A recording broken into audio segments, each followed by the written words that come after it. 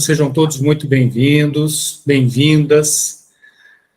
Mais um grupo de estudos e partilhas. Isso aqui não é um grupo de estudos comum, é de partilha, de troca de conhecimento. Todo mundo que chega aqui ajuda demais o grupo, demais mesmo. Então, assim, não é só nós aqui da equipe da MAVE, do projeto dos Amigos do Meio Ambiente da Vida, do Amigo Germano, que estamos propondo conhecimento. Vocês também, porque a gente aprende muito com todos, não é? Então, a gente começa a noite de hoje, acerenando o coração, né? Depois de um dia de movimento, de trabalho, que cada um tem, né? Cada um de nós tem. Fechando os olhos, buscando uma conexão com o alto, com Deus, com Jesus, nosso mestre, com Francisco, nosso querido Francisco, que chamava e chama todos de irmão, né? O irmão Sol, irmã Lua, irmã Árvore, irmã Vaca, irmão Cachorro, irmão Lobo, irmão Peixe. Então, que as falanges de Francisco nos iluminem na noite de hoje, com conhecimentos, com mais consciência, para tudo isso que está acontecendo no mundo, para que nós, com a doutrina espírita embaixo do braço, e ela fala muito sobre isso, sobre meio ambiente e ecologia, que a gente, sob o comando do Cristo, desperte cada vez mais para uma realidade diferente, onde uma relação fraterna e solidária para com o meio ambiente, para com a fauna, a flora, faça parte da vida de todos nós, e todos nós aqui possamos irradiar isso, onde nós estivermos, sem pretensão da colheita, mas semeando. Então, Mestre Jesus, nos dá essa tranquilidade, nos dá essa consciência, mesmo com nossas falibilidades, mesmo com nossas fraquezas. Ser conosco nessa caminhada, Mestre, para que nós possamos cooperar contigo, que elaborou, criou esse planeta de uma maneira tão amorosa, tão equilibrada, tão linda, tão perfeita. E nós, seres humanos, não valorizamos isso. Acabamos desprezando a Mãe Natureza, a Mãe Terra. Ser conosco, Mestre. Gratidão a Ti, gratidão a Francisco, gratidão a Maria Santíssima. Sigamos em frente, então, que assim seja. Então, gente boa, para quem está chegando agora, a gente está com a Lúcia e com a Trícia. Tem mais gente chegando aí, tá? Que talvez não tenha conseguido entrar a tempo. Esse é um grupo de estudos dentro do projeto Amigos do Meio Ambiente da Vida, do Instituto Espírita Amigo Germano de Porto Alegre, que tem por objetivo estudar a obra do André Trigueiro, Espiritismo e Ecologia, uma obra pequenininha, resumida, que, aliás, agora na nova edição ela cresceu, ela está maior, a impressão que eu tenho, ela está mais robusta. E assim a gente vai estudando, cada noite, trocando ideias, trocando experiências sobre cada capítulo do livro. E tem sido muito rico, viu, gente? Tem sido muito rico, Lúcia, Trícia, os demais amigos e amigas, porque a gente aproveita o conhecimento sobre meio ambiente do André Trigueiro, que é um jornalista super bem conceituado, super antenado com isso, e faz as conexões com a doutrina espírita, nossa amada doutrina espírita, que fala muito sobre isso, mas fala demais sobre isso, e nós, no movimento espírita, sem fazer nenhum julgamento de valor, que nós não temos a menor condição para isso, mas nós, no movimento espírita, ainda relegamos a um segundo, terceiro plano, quarto, as questões do meio ambiente, da ética da vida, de uma ética com o verde, de uma ética com os animais, com todos os animais, sem exceção. E a gente precisa se engajar nisso, não é? Então, esse grupo tem essa pretensão de promover o estudo, a interação. Fiquem à vontade para interagir a qualquer momento. E assim, não somente espalhar, disseminar algum conhecimento, mas também promover ações, promover mudanças, porque se continuarmos, como diz Einstein, né? uma frase atribuída a Einstein, se continuarmos fazendo as mesmas coisas até agora que estamos fazendo, os resultados serão os mesmos, e com agravante para o meio ambiente e para a vida. Os resultados não vão ser os mesmos, eles vão se intensificando no pior, na negatividade, se continuarmos a fazer o mesmo que estamos fazendo até agora. Então é fundamental, esse grupo tem essa pretensão, viu, gente? E assim, estamos conseguindo, com a graça de Deus, uma cooperação fantástica, assim, entre todos, nesse sentido. Deixa eu colocar na tela, então, aqui o roteiro que a gente usa, para que a gente siga em frente. Compartilhar aqui.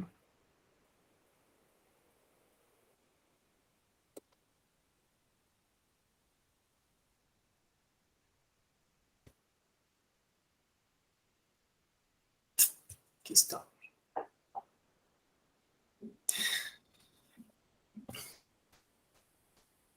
E assim, para começar o nosso jogo, a gente sempre costuma trazer, viu, gente, uma referência doutrinária. E nós costumamos trazer, a nossa fonte tem sido a doutrina espírita, a obra espírita básica de Kardec, os apóstolos que vieram depois do espiritismo, Chico, Divaldo, Ivone, Caimbar Schutel, Leon Denis, Camille Flammarion, enfim, as referências são as dezenas e as centenas. E a gente costuma usar como fonte o catálogo de referências do MOVE. O pessoal aqui já está ligado nisso, mas a Trícia e a Lúcia, não sei se conhecem, se não conhecem, a gente vai apresentar a vocês o MOVE, que é o Movimento pela Ética Animal Espírita, que, entre outras coisas, traz lá uma relação imensa de referências. Uma delas é de Leon Denis, que está na obra O Grande Enigma. Ele diz assim, que nessa laboriosa e penosa evolução que arrasta os seres, há um fator consolador sobre o qual é sempre bom insistir. É que em todos os graus de sua ascensão, a alma é atraída e auxiliada e socorrida pelas entidades superiores. Todos os espíritos em marcha são ajudados pelos seus irmãos mais adiantados e devem auxiliar, por sua vez, aqueles que estão colocados abaixo deles. Leon Denis é maravilhoso, Leon Denis é grandioso na obra dele, e aí está mais uma fala, e a gente pode perfeitamente estender isso para toda a natureza. A gente não está falando só dos animais, a gente está falando do reino mineral, dos recursos do meio ambiente, do reino vegetal, do reino animal. É aquela obrigação que a gente tem, e que nós, do movimento espírita que somos tão presenteados por isso, por uma doutrina que é uma das mais ricas que eu conheço nesse sentido, sabe? Eu não conheço muito, mas é uma das mais ricas, para que a gente faça uso disso, aproveite, sabe? Não deixe passar a nossa existência aqui no planeta sem deixar um rastro de alguma correção, de alguma melhoria, de alguma preservação, de alguma fraternidade acentuada, solidariedade acentuada com a vida, com a criação divina. Então, assim, seguindo o nosso roteirinho aqui, a gente sempre apresenta uma boa notícia que a gente chama eco-espírita. Gente, eu descobri um negócio, são várias, tá? A gente não dá para enumerar todas aqui, porque senão vai longe. Deixa eu falar que a Trícia colocou aqui que ela é praticamente de dentro do MOVE. Pô, legal, Trícia. Show de bola, show de bola. Tamo junto. Durante a pandemia, gente, olha só, no Paquistão, que é um dos países, eu não sei o que vocês acham, tá? Mas eu sou da opinião de que o Paquistão é um dos países mais atrasados do mundo, sabe? Em termos de meio ambiente, em termos de tradições, costumes, a questão da mulher no Paquistão é um negócio tenebroso, terrível. É um país complicado, é uma arena de lutas complicada, mas durante a pandemia o Paquistão tomou uma iniciativa muito legal. O governo pagou 63 mil desempregados para plantar 10 bilhões de árvores. Por quê? Porque o país é um dos mais afetados do mundo pelo aumento da temperatura do planeta. O Paquistão está ali perto da Índia e ao sul do Himalaia. E o Himalaia, como todas as geleiras que a gente está conhecendo, vendo no mundo, o Himalaia está a derreter, né? E, às vezes, esse derretimento provoca um desequilíbrio enorme ali em termos das monções, sabe? Aquelas chuvas periódicas que acontecem naquela região, e também o próprio derretimento que vem lá de cima, e que são enxurradas que vão destruindo tudo no caminho. E aí, então, nesse sentido, árvore, olha só, inventaram a roda, né? Árvores ajudam nesse processo. O Paquistão contratou, então, essa turma toda. E, assim, isso começou depois de uma grande enchente que teve em 2010, causada pelas monções que eu mencionei, mas também agravada por conta do derretimento. Então, assim, à medida que crescem e amadurecem, as árvores começam a armazenar uma quantidade imensa de carbono do ar, né? Aqui se fala em 205 bilhões de toneladas, segundo a revista Science, né? E aqui a gente está sempre pegado com a ciência, viu, Lúcia e Trícia e todo mundo. Sempre a gente está colado na ciência. Então, assim, os cientistas do laboratório Crowther, na Suíça, ressaltam que a restauração global de árvores é a solução mais eficaz para a mudança climática até o momento. No entanto, outros especialistas afirmam que o estudo superestimou a quantidade de carbono que essa restauração capta da atmosfera. Mas, assim, não existe certeza, a gente está com muito poucas certezas quantitativas e grandes, enormes certezas qualitativas de que, sem árvore, o carbono volta para a natureza. Com árvore, a árvore retira o carbono da natureza. É simples assim, né? E aqui tem uma foto, viu, Carlise? Tem uma foto para ilustrar aqui isso que a gente falou, que é o Paquistão, né? Que eu costumo dizer que é é o inferno na Terra, o Paquistão, em termos de calor. Lá as temperaturas passam de 45 graus a toda hora, sabe? Água é um produto de luxo no Paquistão. Tem máfias de água, gente. Tem uma reportagem, se não me engano, na BBC Brasil. Depois eu vou tentar descobrir e redescobrir e colocar no grupo do WhatsApp, tá? Que fala sobre o Paquistão, essa questão da máfia da água, acho que é da Deutsche Welle alemã. E assim, ó, esse é o Paquistão: miséria, calor, pouca água, aquecimento global, todos os efeitos sociais e econômicos que isso representa. Então, a solução está nas nossas amigas árvores, né? Parte da solução. A gente costuma aqui também, gente, pessoal, sugerir algum documentário, algum filme. Então, hoje, nós tiramos aqui, a título de sugestão, lá do catálogo do MOVE, um documentário chamado A Engrenagem, que é uma criação, uma realização do Instituto Nina Rosa, apresentado por Eduardo Pires e Ellen Jabor. O link está aqui, eu vou colocar o link aqui no chat e também lá no WhatsApp, tá? Então não se preocupem, depois vai também para o nosso blog. Até é legal de dizer isso para a Trícia e para a Júlia, que o resumão aqui do que a gente estuda nessas partilhas vai para o nosso blog, tá? Então, depois vocês me dizem se autorizam a gente a adicionar vocês no WhatsApp, no nosso grupo, que lá a gente vai também alimentando, atualizando essas notícias, tá? Muito legal esse documentário, gente, eu assisti.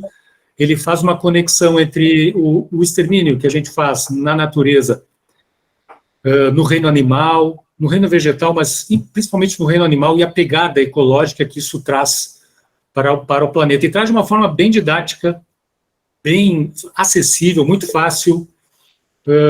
Não tem nada de... Como diz o Trigueiro, viu, pessoal? Não tem nada aqui de... Como é que ele fala?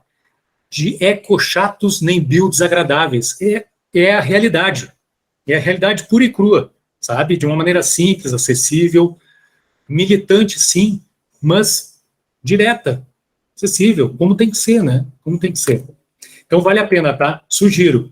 Aqui está uma imagem, Carlise, que é uma arte sobre esse documentário. Uma série de engrenagens, umas conectadas nas outras. O nome é a engrenagem, então ficou bonita essa arte aqui.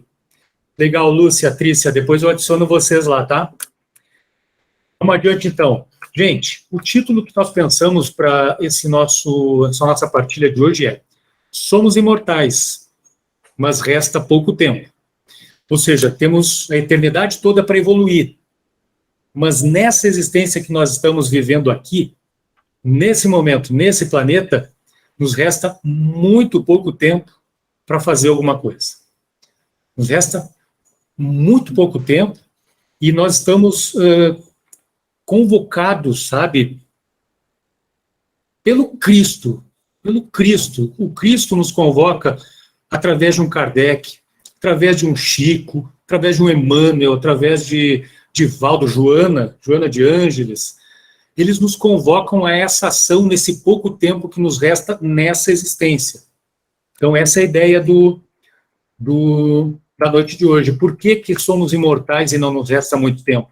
Porque o capítulo que nós vamos dar uma olhada hoje se chama Senso de Urgência, que está no livro do André Trigueiro. O que é urgência, né, gente? Eu aprendi com a professora Lúcia Helena Galvão que é legal a gente sempre explorar a etimologia das palavras, né? A filósofa de Nova Acrópole. Então, algo que é urgente, que não pode ser adiado. Uma situação crítica ou bastante grave. Isso tem origem no latim, urgentia. E é sempre interessante a gente pesquisar a etimologia, porque ela às vezes diz muito mais do que a gente imagina sobre uma palavra. Então, nesse sentido, turma, vamos localizar aqui, tá bom. A evolução não dá saltos, então, né? Espíritas e ecologistas têm motivos de sobra para recomendar a aceleração do passo na direção da mudança. Isso está na obra do Trigueiro. Nesse sentido, quanto tempo vocês imaginam que foi preciso para a evolução do átomo ao arcanjo? Aquela famosa frase que está no livro dos Espíritos, se não me engano, se não me falha a memória, que nós evoluímos do átomo ao arcanjo. Imaginem quanto tempo tem nesse percurso todo. É um tempo muito grande, muito grande. Então, nos dá a impressão de que as coisas correm no universo de uma maneira gradual, no ritmo do universo. No ritmo do universo. Então, assim, a evolução realmente não dá saltos. E a gente observa isso em todos os aspectos da natureza. Agora, os últimos dias têm sido ricos em termos de astronomia. O universo nos mostra isso, o espaço sideral nos mostra isso, que não tem saltos. A natureza evolui devagarinho, poeira estelar, vai aglomerando, terras, planetas, cometas, asteroides, estrelas, daqui a pouco as estrelas morrem, viram poeira, e assim um ciclo interminável. Só que assim, né, gente, o ser humano está provocando saltos. Gente, fique à vontade para me interromper, tá? Por favor, isso aqui é nós aqui, tá? Tudo nosso. Tudo nosso.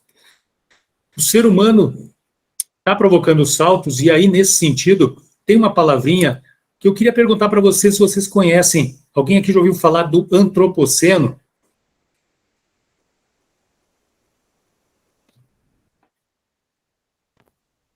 É o período mais Todo mundo recente já? da história, né?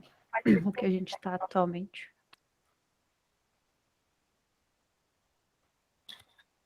Deixa eu aumentar o volume que eu estou te ouvindo baixinho. Não sei se é o meu computador, se é o calor aqui que está derretendo o alto-falante do computador. Não, eu falei. Tá me ouvindo? Tá melhor? Melhorou. O antropoceno é a era atual, né? Que a gente está vivendo, né? Sim, com mudanças aceleradas provocadas por quem, né? Antropo. Antropo vem do latim homem, né? Seno, eu não tenho certeza, mas acredito que seja a época, a idade. Então, a idade do homem, a idade onde o homem está pintando e bordando. Ô, Andréia, beijão para você. Bem-vinda. Começamos agora, tá? Chega junto aí.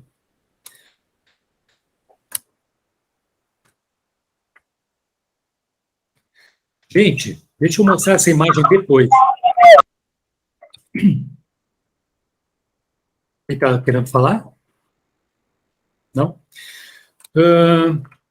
Vou mostrar aqui.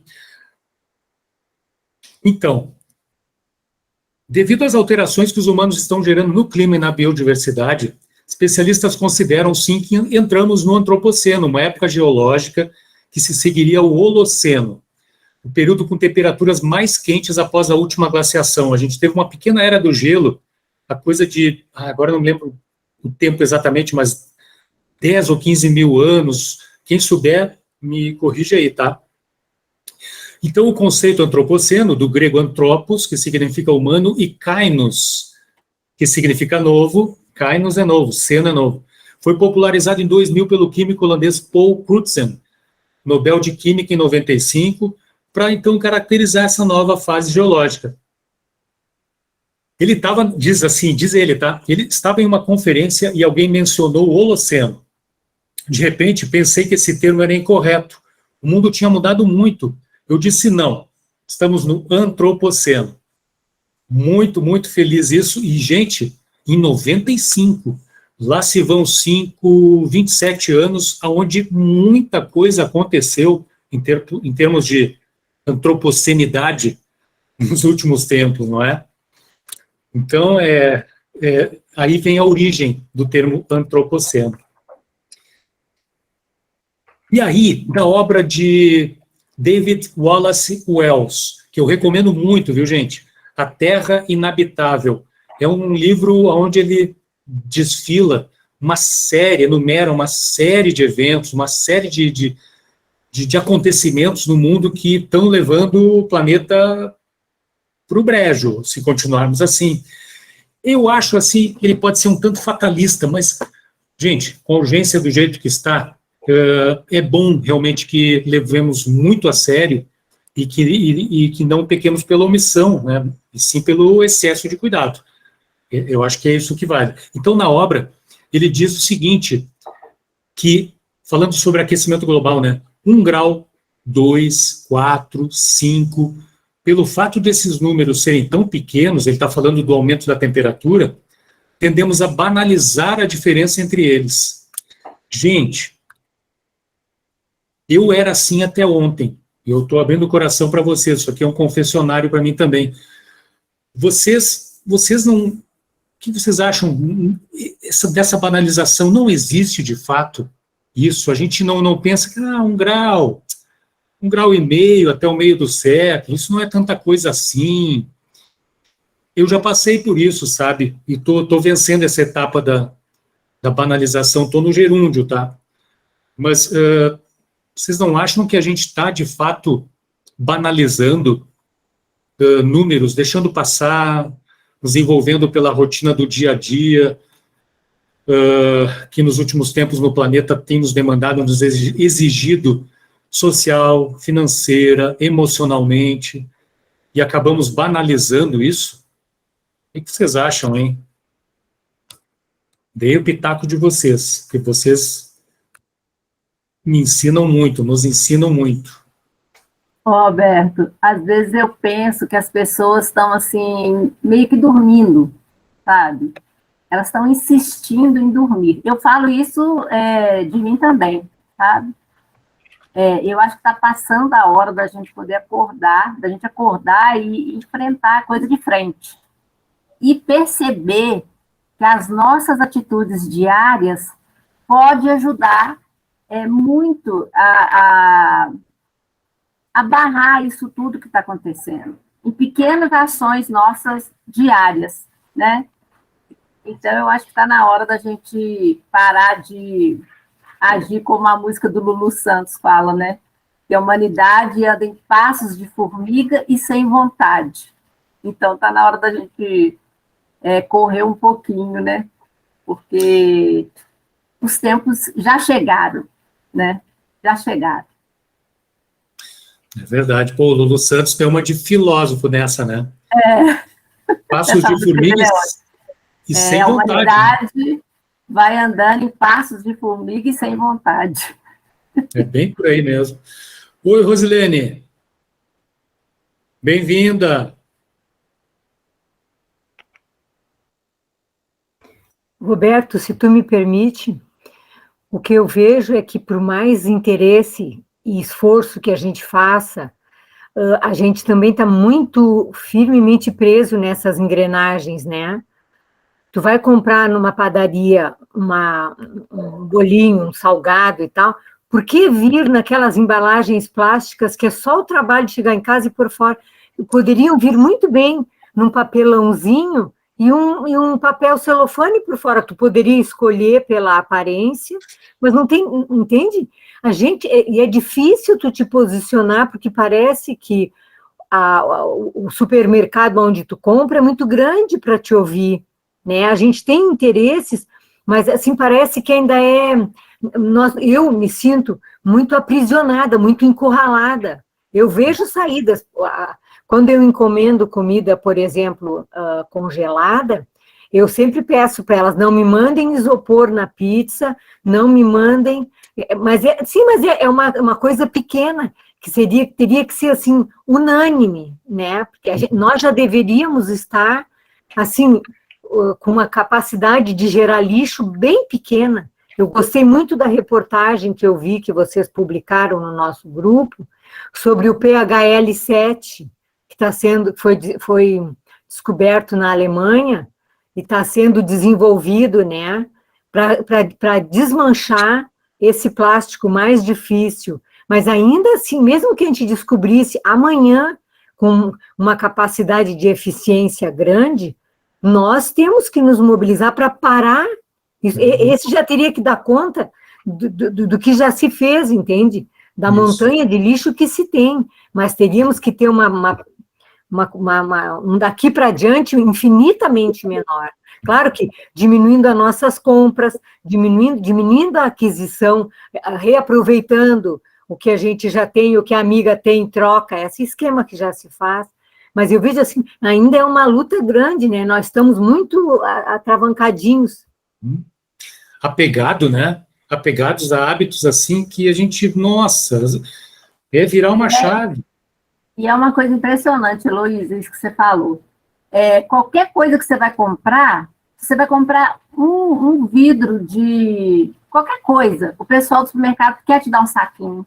Eu não, pode deixar que eu estou de carro, eu levo na mão, se eu não estou com a minha sacola retornável. Qualquer coisa que você compra, eles já querem te empurrar um saquinho de plástico para você trazer. Aí eu falo, não, pode deixar, não, mas você está sem sacola. Não, eu estou de carro, eu pego e levo. Então, são pequenas coisas, né, que a gente pode fazer, e essas pequenas vai transformar o maior, né? Vai diminuir muito esse lixo. A Trícia está dizendo que ela carrega tudo na mão e debaixo do braço também. Estou junto nessa, Trícia. Cansei de ir no mercado, esquecer de levar a sacolinha e voltar com o baguete na mão. Tem que ser. Tem que ser, porque é uma carona absurda, né? A gente dá uma carona para o alimento que a gente compra do mercado até em casa e depois joga o carro fora. Como se fosse assim, né? É complicado, gente, é complicado. Eu gostaria de comentar que eu acho que a gente vive muito no piloto automático e vive, mas não faz nada para melhorar o que nós estamos fazendo, assim, produzindo, né? Não transformamos o que nós consumimos. O que a gente está vendo, assim, aos poucos, a gente faz muita compra online, porque nós dois aqui somos deficientes visuais na casa, e alguns mercados agora já estão mandando muita sacola de papelão. Isso eu gostei muito. Então, já estão mandando bastante sacola de papelão, o que ajuda, né, o meio ambiente. Então, essa atitude de alguns mercados aqui de Porto Alegre, eu estou gostando bastante. Que legal, não sabia. Muito bom, muito bom. E assim, né, Carlise, pessoal, a velha máxima do mercado, né? O cliente é o rei. Se o cliente ficar consciente, o mercado vai parar de dar a sacolinha plástica. Se o cliente ficar consciente,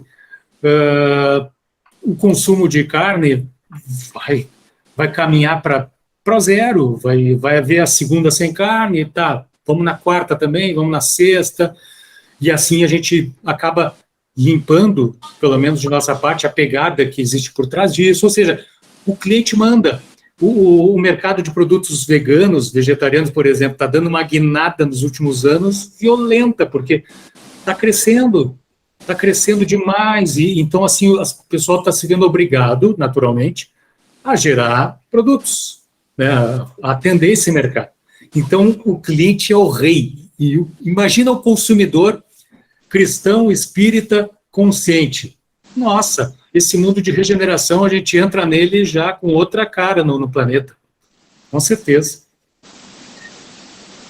Gente, olha a Lúcia dizendo aqui que ela pensa que a apatia, a letargia insiste em acometer a todos. Sim, fato, né?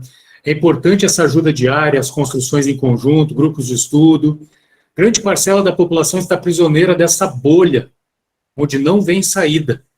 É urgente que tomemos as rédeas, nos fortalecendo, nos alimentando dos princípios e valores primordiais do cuidado e zelo ao outro. Não importa se o outro é humano, se o outro tem um tronco, se tem caule, flores, se tem escamas, patas, garras. É esse zelo que a gente tem que buscar. É isso aí. Gente, antes de mostrar o próximo slide, que ele é, olha, quando eu descobri esse slide, eu fiquei muito impactado com a questão do antropoceno. Deixa eu comentar rapidamente aqui o que a Trícia disse ali no chat. Ela disse que a gente parece acreditar que tudo isso está muito distante de nós, que não cabe preocupar com isso agora. Trícia e turma, prometo que eu vou ser breve nesse testemunho aqui, tá? Até outubro de 2019, perdão, outubro de 2021, quando eu ainda morava no Brasil, hoje a gente mora em Portugal, eu acompanhava de longe a questão dos incêndios na Grécia, na Itália, na Espanha, e aqui em Portugal, acompanhava de longe, embasbacado com aquilo, mas assim, com aquela sensação humana, egoísta que a gente tem. Estou aqui, eu assumindo isso, tá? Puxa, que coisa terrível, mas está lá longe. Ufa, não vai esquentar minha roupa no varal aqui, não vai matar os bichinhos do jardim, não vai esgotar com as reservas de água aqui que a gente tem à disposição. E agora, gente, a gente vive isso aqui do lado. Nós estamos percebendo isso aqui em loco. Estamos passando por uma onda muito grande de calor aqui. Temperaturas hoje passaram de 41 graus, nos próximos dias deve seguir assim. Seco, muito seco, vento, todos os ingredientes para desgraça. E aqui onde a gente mora, 5, 6 quilômetros daqui, nós já avistamos três ou quatro incêndios, de ver as chamas assim no ar, ou de ver a fumaça muito grande ocupar o céu. Agora, anteontem, isso aconteceu, e o dia estava azul, céu azul o dia inteiro, um calor, tinha um sol para cada português, tinha um sol para cada brasileiro, o céu azul, e, gente, 40 e poucos graus, aquela nuvem de fumaça fechou todo o céu, nublou. O que acontece? Bloqueou a entrada do calor do sol, a temperatura deu uma aliviada, olha que maluquice, mas aliviou por causa da fumaça das queimadas. Sei lá, baixou uns 5, 6 graus, o que não ajudou muito, né? De 41 para 35. Mas, assim, tudo isso para dizer, gente, que eu estava sofrendo com isso, sabe? Com essa questão que a Trícia colocou, do distante. O que acontece, as enchentes em Bangladesh, na Índia, puta, gravíssimo isso, mas não é aqui. Isso aí a gente precisa acabar de uma vez por todas e ter essa empatia que não conhece distâncias, sabe? E fazer a nossa parte, porque tem aquela lenda, aquela teoria da borboleta, né, que o farfalhar das asas da borboleta lá em Ushuaia, na Argentina, provoca um furacão no Japão. Isso, se a gente bater as nossas asas aqui da consciência e da atitude renovada, olha o poder que a gente tem, né? Olha o poder que a gente tem. Então, estou abrindo o coração com vocês de novo. Hoje eu estou me abrindo todo aqui, né? Já é a segunda coisa que eu confesso aqui.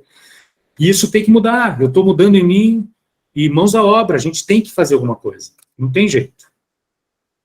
E aí, gente, tem uma empresa aqui da Espanha chamada Iberdrola, que é especializada em geração de energia energias renováveis, eles têm parques eólicos pelo mundo inteiro. E aí no site deles eu achei uma reportagem que eu fiquei assim, de cara, eu fiquei assim, embasbacado com o que eu vi. Falando de antropoceno, eles falam da massa antropogênica gerada pelo ser humano. O que é isso, né?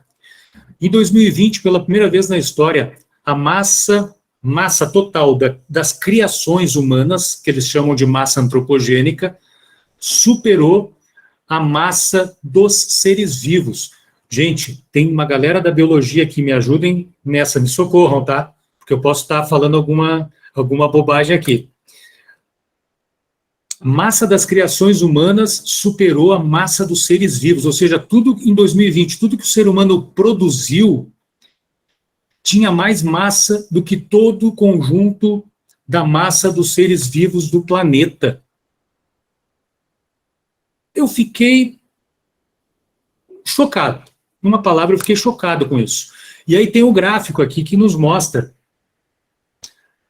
que, numa linha, né, desde 1900, a evolução dessa massa antropogênica até o ano de 2020, que é esse número mais atualizado que essa empresa nos... Aliás, deixa eu me corrigir, a fonte não é a Iberdrola, a fonte é a Nature, a revista de ciência da Nature. E a Iberdrola reproduziu no site deles.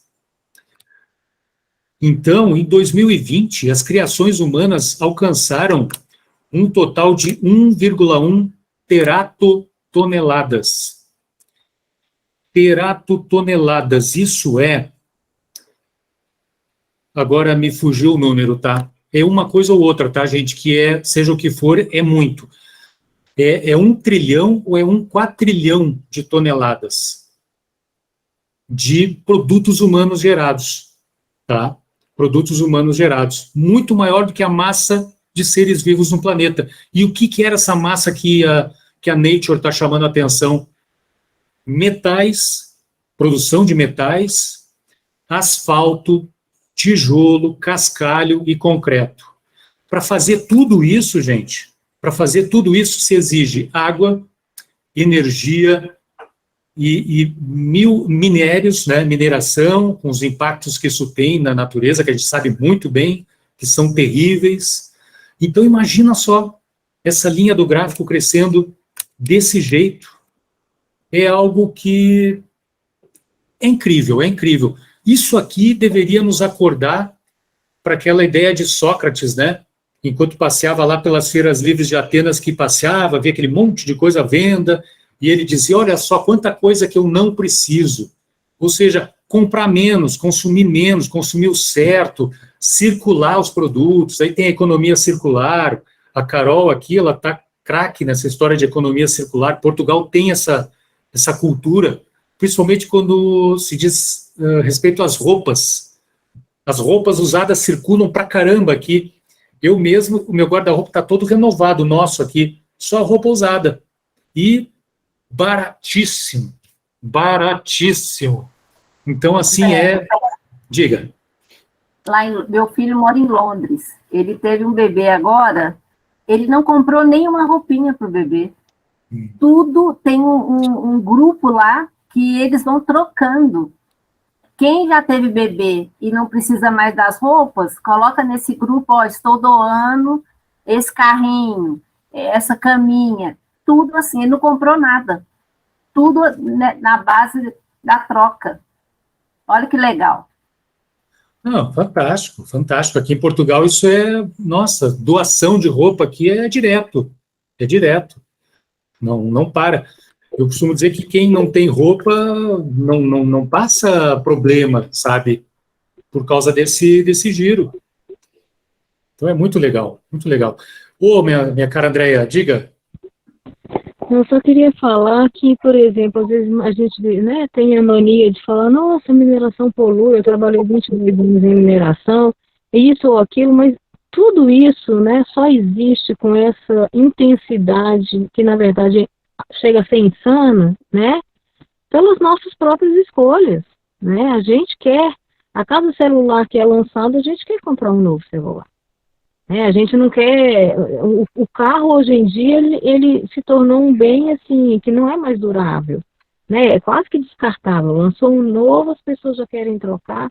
Então, assim, é o que você falou, né? A nossa consciência precisa mudar. A nossa percepção, né, do que é realmente necessário, quais são os nossos valores, isso tem que ser alterado urgentemente. E tem, eu não sei se todo mundo conhece, a questão da ressonância mórfica, que isso já foi até estudado, né, quando um certo comportamento, ele de alguma forma, ele começa a ser muito repetitivo em algum lugar, isso causa esse mesmo comportamento em lugares distantes. Eles fizeram testes com, por exemplo, com animais, né? Macacos de uma ilha que começaram a ter algum tipo de comportamento que muitas vezes foi induzido pelo ser humano. Os mesmos macacos em ilhas totalmente distantes, em pouco tempo, começam a repetir esses comportamentos, né? Então, assim, a ressonância mórfica, ela tem um poder muito grande, tanto para as atitudes benéficas, quanto para as atitudes danosas, né? Então, assim, às vezes a gente acha que as nossas mudanças, né,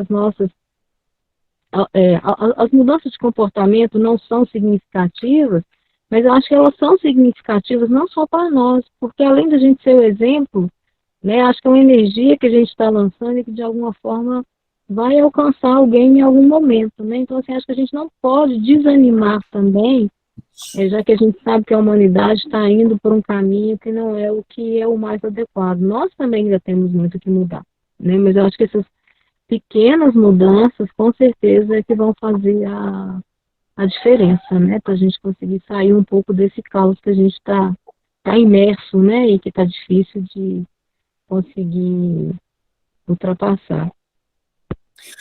Ô, André, repete o nome, que eu não entendi bem, eu quero saber mais disso. Como é que é o nome desse... Ressonância mórfica. Eu ponho aqui Ressonância no chat. mórfica. Isso. Que legal, eu quero saber mais sobre isso. Vou colocar no chat o nome certinho. Tá, beleza, beleza. Muito interessante, muito, muito interessante.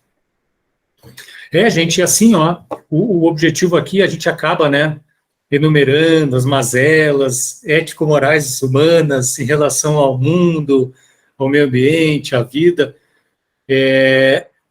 Não é para a gente baixar a guarda, não é para a gente ficar pessimista, achar que não tem jeito, não, pelo contrário, esse é o objetivo, um dos objetivos do nosso grupo é irradiar, né, é criar essa massa crítica, é fazer com que a gente faça alguma coisinha aqui e essa coisinha seja vista por mais duas pessoas, essas duas pessoas, olha lá o que ele fez, vamos repetir isso, e assim as coisas vão viralizando.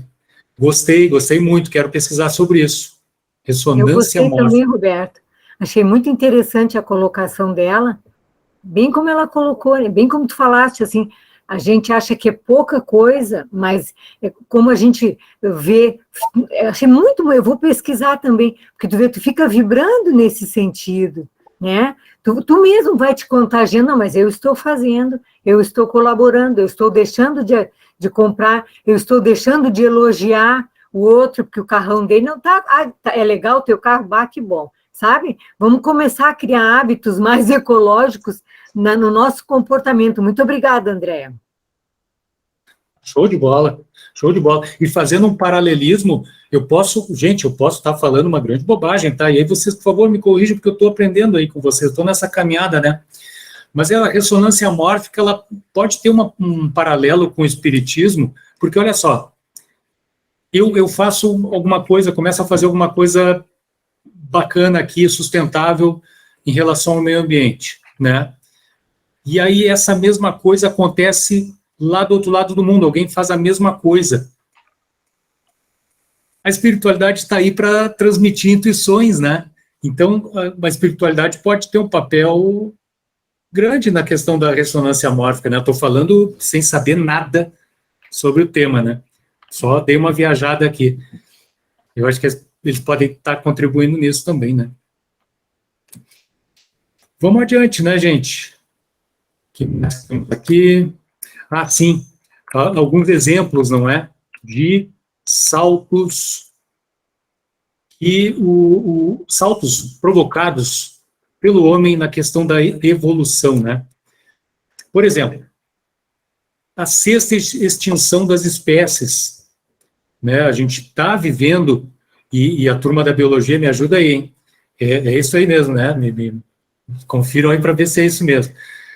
Já vivemos outras extinções que tinham o seu caráter normal, o seu caráter evolutivo, eles aconteceram ao seu tempo, por forças que fugiam do controle do ser humano. E assim, segundo a lista vermelha de espécies ameaçadas da União Internacional para a Conservação da Natureza e Recursos Naturais, mais de 35 mil espécies estão em perigo de extinção, ou seja, 28% das espécies conhecidas. Uma perda de biodiversidade com características dramáticas, porque não é só os nossos irmãos ali que estão sendo extintos, é o papel deles no ecossistema, né, na cadeia toda. É a chamada sexta extinção, porque houve outras 5, é isso?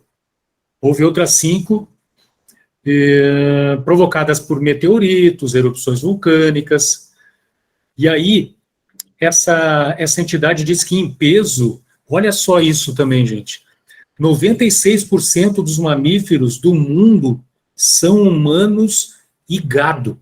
Só 4% é selvagem. Eu desconhecia essa informação.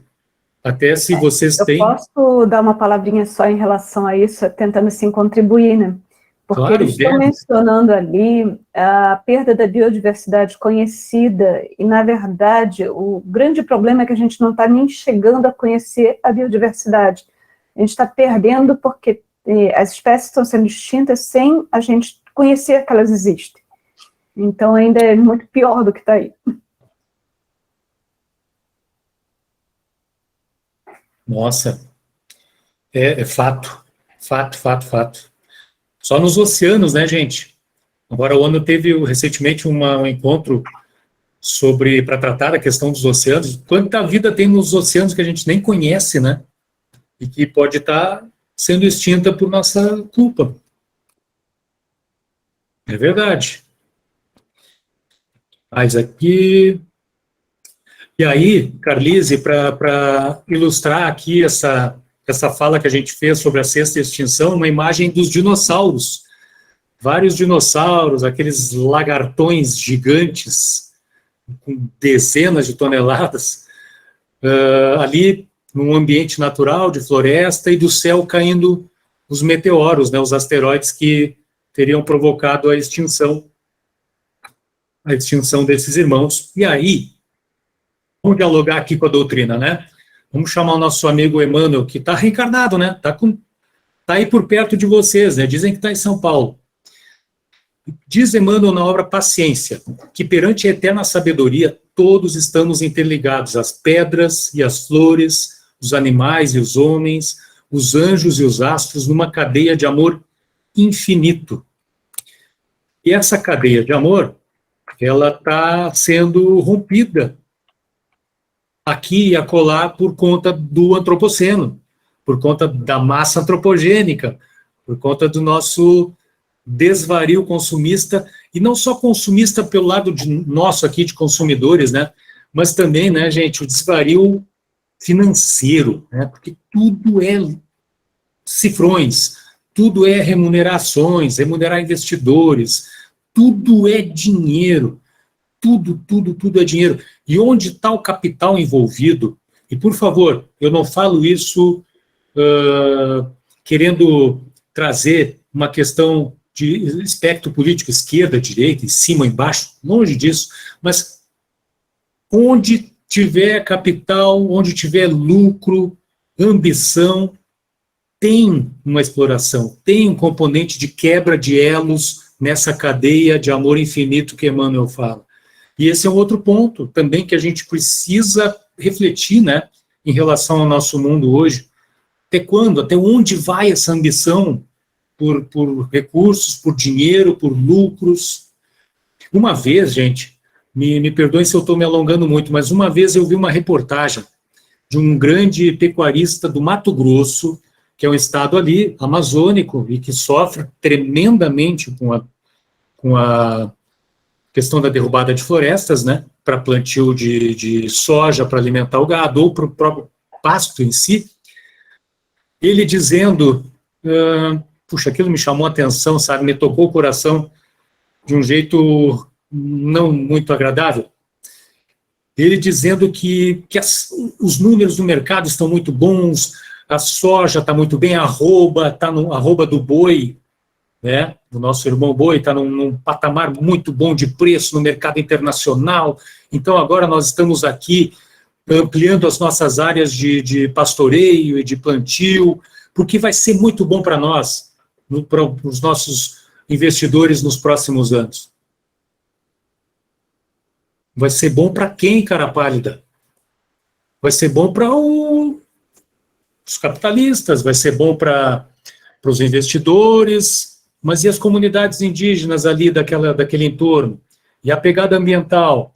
E a fauna que sofre também por conta desse vai ser bom para mim?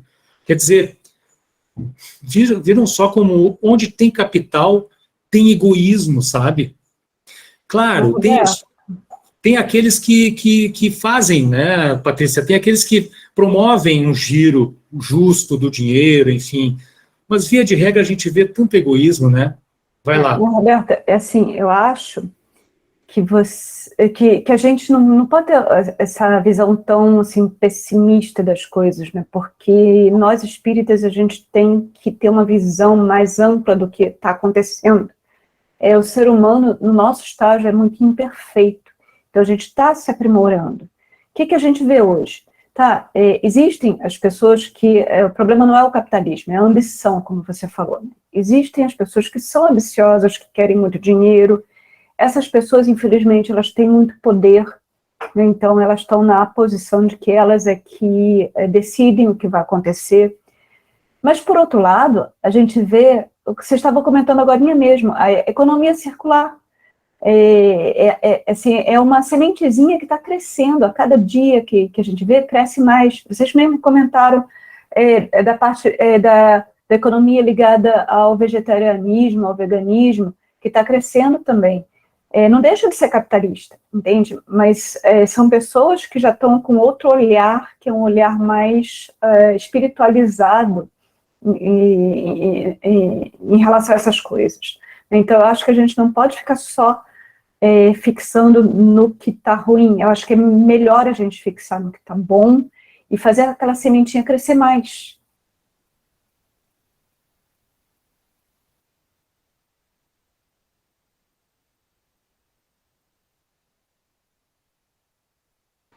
Falou e disse, né? E tem semente por aí, né? Brotando. Tem ideias bacanas aí, né? Acontecendo pelo mundo. Coloquei no chat ali. Roberto, só uma outra contribuição Claro. que eu gosto, que a gente tem um grupo do Evangelho muito interessante nas quintas-feiras, muito realista, e a Fabi, que coordena, sempre procura trazer para o nosso cotidiano, tá? Eu não tenho vaca, não tenho boi, eu entendo a tua colocação, mas eu vejo assim, por exemplo, se a gente consegue botar aquele apartamento que tu tem para alugar, aluga um tanto a menos, um tanto bom a menos, beneficia alguém. É capitalismo, a Patrícia tem razão, mas é um pouco de contribuição.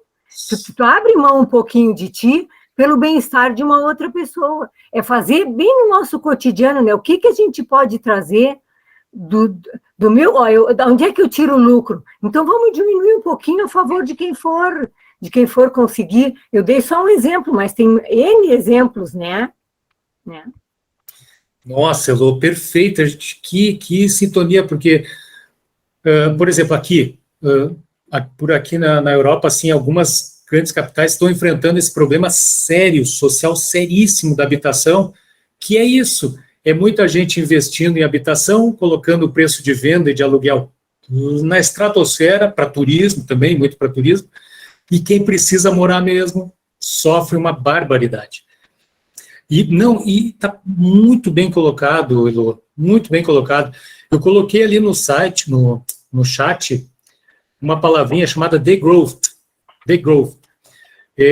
Significa, uma tradução livre, decrescimento, uma coisa assim, tá? É um movimento que existe também, a propósito do que a Patrícia falou, dessas sementes que existem por aí, que prega uma romper um pouco os laços com essa ânsia de precisamos crescer sempre, crescer a venda esse ano 20%. Nossa, eu fui vendedor. Gente, precisamos crescer esse ano 15% em relação ao ano passado. E vamos projetar o ano que vem para crescer mais 25%, que eu acho que dá. Não precisa isso tudo. Dá para diminuir o crescimento, diminuir a pegada ecológica, manter emprego, sabe? Preservar a vida dos nossos irmãos vegetais e animais, enfim. É um movimento bem interessante, tá? Que eu coloco no WhatsApp lá para quem tiver interessado. E é isso. É nessa linha que a Elô falou, é lucrar menos, para que todos ganhem e para que o ambiente não seja degradado, né? Tanto. Eu não vejo isso, Roberto, como diminuir crescimento, é sim mudar a rota do crescimento. Ao invés do crescimento ser uma coisa de a empresa vai crescer tantos por cento, vai lucrar tantos por cento, você tem um crescimento, mas é um crescimento mais humanizado, entende? Então você consegue distribuir renda. Você não vai nunca conseguir tirar as pessoas da pobreza se não tiver renda. Né? Então você tem que fazer o bolo crescer e dividir o bolo. E não simplesmente acabar com o bolo. Exato. Exatamente. Exato. Não, é isso aí. Gente, e tudo isso acaba dialogando, né, diretamente com o nosso estudo de hoje, que é o senso de urgência. Isso aí também está no pacote do senso de urgência. É ou não é? Porque a continuar esse ritmo maluco de ambição, os recursos do planeta são finitos. Mas aí a gente pode explorar Marte, né? Colonizar Marte. Não, gente, não é por aí, né? Vamos lá, mais exemplos, tá? De pegadas, de impactos do antropoceno, né? A Amazônia, os garimpos.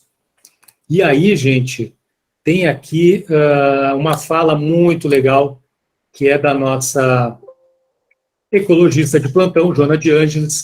Ela fala no livro Dias Gloriosos, que a presença do mercúrio nos rios enseja o envenenamento, destruindo a flora e a fauna, bem como as populações ribeirinhas. Quer dizer, se a gente aqui está vendo o que está acontecendo na Amazônia, imagina quem está do ponto de vista de uma visão mais privilegiada, como Joana, o que ela não está vendo lá de cima em termos de degradação. E aí a gente tem uma imagem aqui, viu, Carlise, para ilustrar isso, que é uma área imensa. Pensa numa clareira no meio da floresta, uma floresta densa, bonita, verde, uma clareira imensa, cheia de terra, toda revolvida ali com máquinas para garimpar, para mineração, e tudo que isso diz respeito em termos de impacto, né, de sujeira, de desequilíbrio no meio ambiente, né. Nós temos aqui outros exemplos de pegadas importantes, por exemplo, o Butão e o Himalaia. O Butão, gente, não sei se vocês conhecem esse país, quem já ouviu falar do Butão aí, pode se manifestar e pode contribuir, tá? Pode ajudar. Butão é um país, olha, um dia eu queria poder visitar o Butão, porque uma que tem montanhas, eu amo montanhas, né? E o Butão, ele tem 72% do país, ele é coberto de florestas. O Butão é o único país do mundo que emite muito menos gases do efeito estufa do que produz, ou seja, ele está superavitário nisso. Aí vão dizer, é um país pobre, pouco desenvolvido. Eles estão lá deles, eles são felizes. O Butão tem o Ministério da Felicidade, ou tinha até bem pouco tempo, era o Ministério da Felicidade no Butão. Incrível. Sim, fica a sugestão para conhecer um pouco mais do Butão, viu? Por que eu coloquei o Butão como pegada aqui, né, gente? Porque, de novo, o Butão está lá pertinho do Himalaia, a gente falou do Paquistão. Tudo que o Paquistão está sofrendo, por causa do nosso momento do mundo hoje, o Butão está sofrendo também. E aí pensa um país que está fazendo tudo certinho, pagando a conta dos acertos do resto da humanidade, do resto do planeta, né? Complicado. E aí, Carlise, para ilustrar essa imagem aqui, tem ali um grupo de 3, 4, 7, 8 crianças com aquelas roupas budistas típicas, né? Acho que é budista isso. Roupa vermelha, aquelas túnicas vermelhas bonitas, e de fundo as montanhas do Butão e um prédio que parece ser uma espécie de monastério. Muito legal essa foto. Outro exemplo de pegada aqui, tá, gente, do antropoceno, que faz a gente pensar em termos de senso de urgência. O Catar. Tem uma reportagem também, muito bacana, acho que na BBC News, sobre o Catar, que fala do que está acontecendo lá. Se o aquecimento global está pegando firme no resto do planeta, imagina o Catar, que está lá no Oriente Médio, no meio do deserto, que já é quente, está mais quente ainda. Lá a temperatura está chegando fácil, vários dias seguidos aos 50 graus, gente. Eu não faço ideia do que é passar uma tarde ao ar livre com 50 graus. Não faço ideia. E aí, Carlise, tem uma imagem aqui da cidade Doha, se não me engano é Doha, a capital do Catar, com uns arranha-céus, assim, uma cidade ultramoderna, né? Mas no meio daquele deserto, assim, né? Um negócio absurdo. E outra, né, gente? Viu, André? Eu já passo a palavra para ti, só para terminar o raciocínio do Catar. O Catar vai ter uma Copa do Mundo agora, né, no fim do ano, onde se construíram estádios moderníssimos. De novo, gente, eu estou abrindo meu coração para vocês são minha segunda família ambiental aqui, tá? Ecoespírita. O Catar fez com estádios monumentais, ultramodernos, construídos naquelas condições lá, 40, 45, 50 graus, e a mão de obra ali trabalhando, né? Muitas mortes aconteceram por conta dessa exposição a esse clima severíssimo. Muitas denúncias de exploração de trabalho, horas de trabalho prolongadas numa circunstância dessa, imagina o efeito. E assim, eu confesso para vocês que eu sempre gostei de futebol, até, sei lá, uns 5, 10 anos atrás, e o meu interesse foi morrendo. Essa Copa do Mundo, francamente, depois do que eu soube que aconteceu no Catar, eu quero distância, eu não quero nem ver o Catar na minha frente. Só de saber que os estádios vão estar lotados, estádios com ar-condicionado, e tudo que está acontecendo lá em termos de exploração da mão de obra. Exploração da mão de obra barata em circunstâncias diferentes. Pronto, falei, fiz o meu desabafo aqui em relação à exploração no nosso país lá, irmão do Oriente Médio. Vai lá, Andréia, desculpa aí, te cortei. Você fez duas comparações assim, quase que perfeitas, né? E o Butão, você falou do Ministério da Felicidade, na verdade eles têm um índice, né, que chama Índice da Felicidade, que é medido justamente pela satisfação das pessoas com os direitos básicos, que é educação, cultura, saúde, né, moradia. Então, assim, quer dizer, é um exemplo, assim, magnífico, né? As pessoas ficam discutindo esquerda, direita. Eu acho que, na verdade, nenhum desses caminhos a gente sabe que é uma solução, né, para o mundo de justiça e de amor que a gente tanto almeja, né? Deve ter algum outro caminho, a gente espera que, se Deus quiser, vai surgir, né?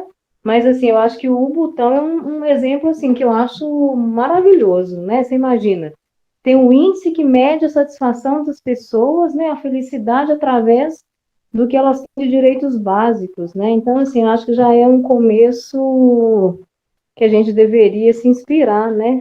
Infelizmente, são poucos que se interessam por esse tipo de situação, mas eu acho, assim, maravilhoso. É um dos lugares que eu realmente ainda sonho conhecer também. Mas foi perfeita, né, a sua compreensão. Eu também gostaria. Quem sabe um dia, né, uma passagem para lá deve ser cara. Deve ter que deixar um rim na companhia aérea para poder ir até o Butão, né? Mas a gente consegue. Aqui, ó, um outro exemplo, turma, da questão do senso de urgência, né? A gente bate nessa tecla aqui, viu, Lúcia, Trícia, Rosilene, a gente tem falado direto sobre isso, sobre os países que estão aí sofrendo com a elevação do nível dos mares, que está acontecendo, é fato. E as Maldivas, as Ilhas Maldivas é um exemplo. Ali tem aí, Carlise, tem uma foto aqui da capital das Ilhas Maldivas, que é uma das cidades do mundo com maior densidade demográfica, porque é um negocinho desse tamanho, pequenininho, Veja essa ilha, não sei se dá para ver bem, mas ela é muito pequena e tem muito prédio, muita casa, tudo apertadinho, sabe? E com uma altitude, Maldivas, se não me engano, a altitude de Maldivas é 2 metros, acima do nível do mar, é uma coisa assim, tá? 2 ou 3 metros acima do nível do mar é nada, qualquer ondinha que vá para lá, Deus já está tendo enchente. Então, as Maldivas, essas repúblicas, essas ilhotas, essas repúblicas, é 1,5 metro.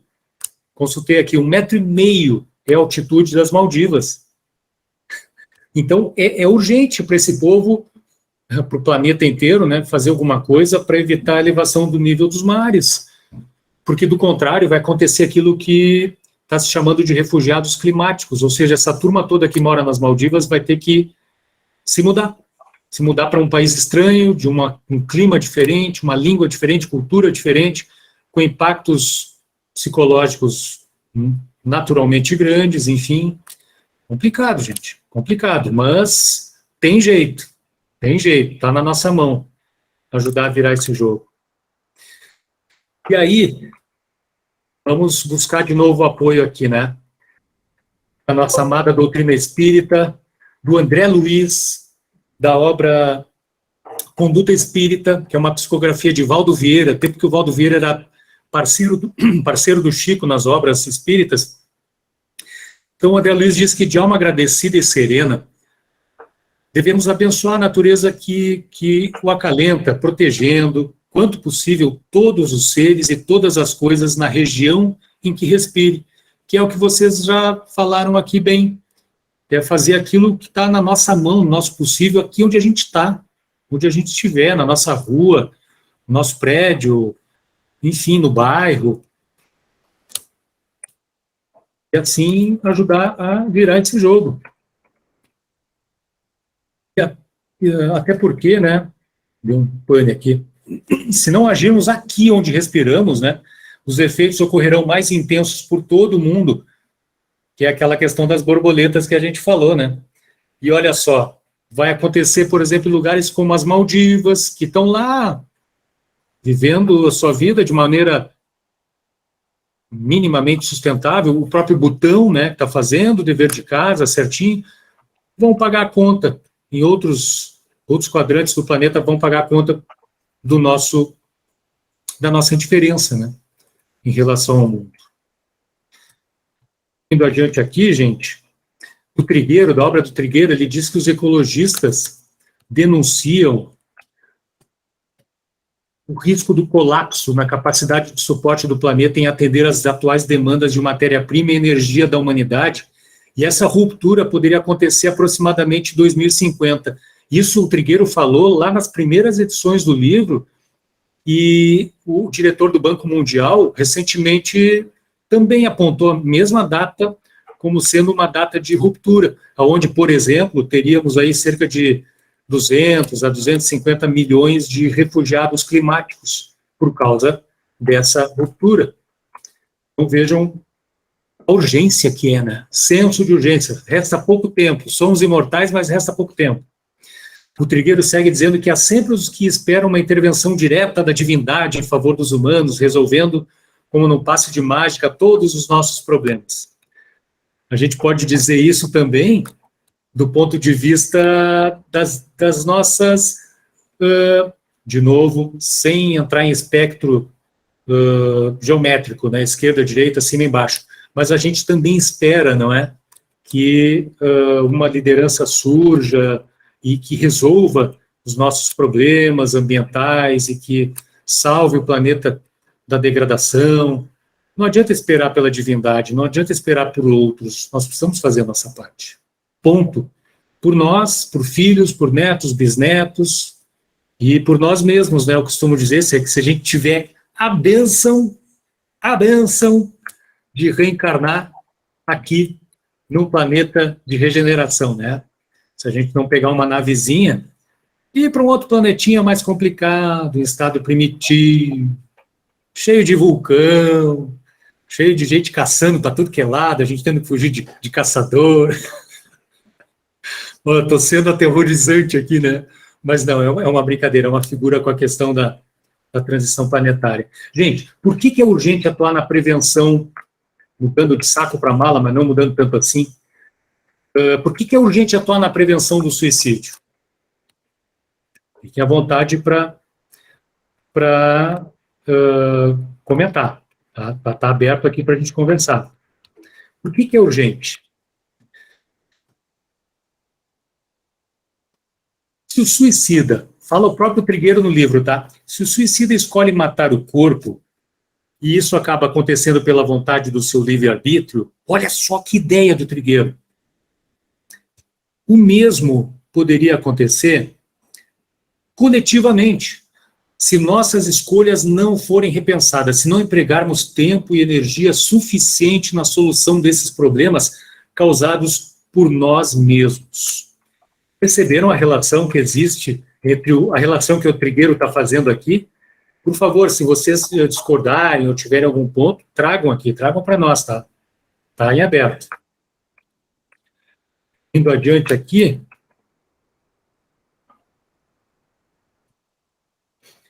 Existe autocídio, então, já que a gente está falando na urgência de tratar, por exemplo, da prevenção do suicídio, e é um problema gravíssimo no nosso mundo, gravíssimo. Eu sou voluntário no CVV, tenho podido estudar um pouquinho esse tema nos últimos anos, e é algo assim que supera os números de guerra, de qualquer guerra que esteja acontecendo hoje no mundo, ou do conjunto de todas as guerras que estão acontecendo hoje no mundo.